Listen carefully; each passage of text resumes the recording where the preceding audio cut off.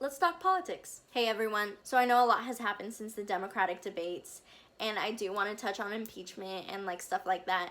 But I already wrote a script for this, so we're doing Democratic debates. So the last round of debates featured the top 10 Democratic candidates for the presidency. It kicked off with opening statements. They were all pretty run-of-the-mill except for maybe Andrew Yang's, who offered to give away $120,000 to 10 different families. According to his campaign, over 450,000 families have applied.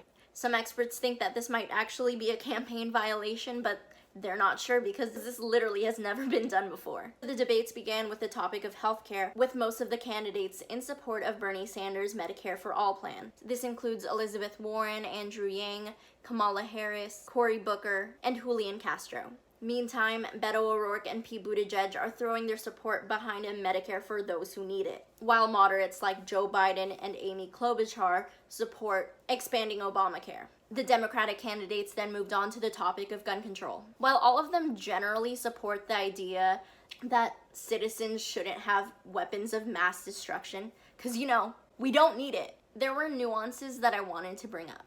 Warren, while recognizing the major issue of mass shootings, brought up the fact that most instances of gun violence are actually a result of domestic abuse. She also said she wants to roll back the filibuster, saying it was the main reason gun control laws have not gone through.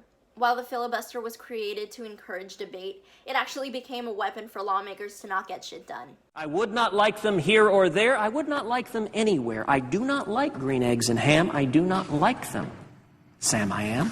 And then Biden weighed in and said we can't take away guns because it's a constitutional right. And I mean, so are reproductive rights, but I guess conservatives are allowed to take those away. And then we have O'Rourke, who brought down sweet, sweet Republican tears when he said, "Hell yes, we're going to take your AR-15, your AK-47. We're not going to allow it to be used against our fellow Americans anymore." And then they moved on to the wars of Afghanistan, where literally everyone agreed that troops shouldn't be there. Moving on to prison reform. So from what I've seen, Cory Booker is the most vocal about prison reform. A couple months ago, he introduced the Next Step Act, which aims to build off of a sweeping reform bill passed by the Trump administration.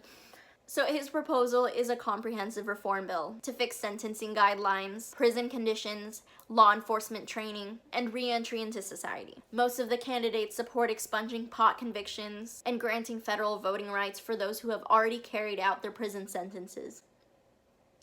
Kamala Harris, Joe Biden, and Amy Klobuchar have all been called out for their questionable past. Harris has also been criticized for her actions against sex workers and trans folks while she was Attorney General of California. She has since apologized for denying life-saving gender reassignment surgery, as if, saying sorry really changes anything. Biden, who has been in the political realm for almost 4 decades, has left a problematic paper trail. He's heavily criticized for supporting the 3 Strikes law, which resulted in the disproportionate imprisonment of black folks. He also refused to differentiate meth and cocaine, which resulted in the imprisonment of poor folks and allowed the rich to walk away from drug charges relatively scot-free.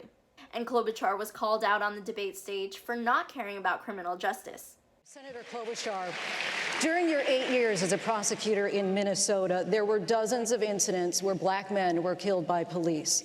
Critics say that too often you sided with police in these cases. The ACLU's legal director in Minnesota has said that you showed no interest in racial justice. They also discussed immigration and granting a pathway to citizenship. The Democrats all came to an agreement about climate change, recognizing it exists.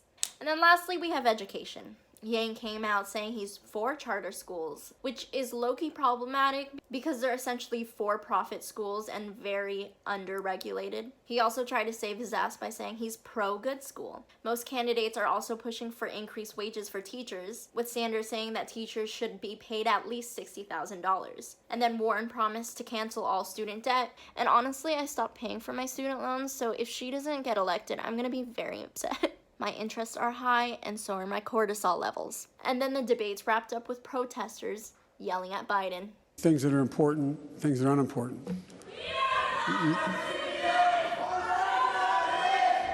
Beautiful. All right, so that pretty much wraps up the entire situation. Please vote. Please. register. It's super easy. I will leave a link down below. If you are going to school somewhere and you're living there, please register in that county, because I know you're not going to drive all the way home to vote. Please like, subscribe. And if I got anything wrong, well, if I got anything wrong, please let me know. All right.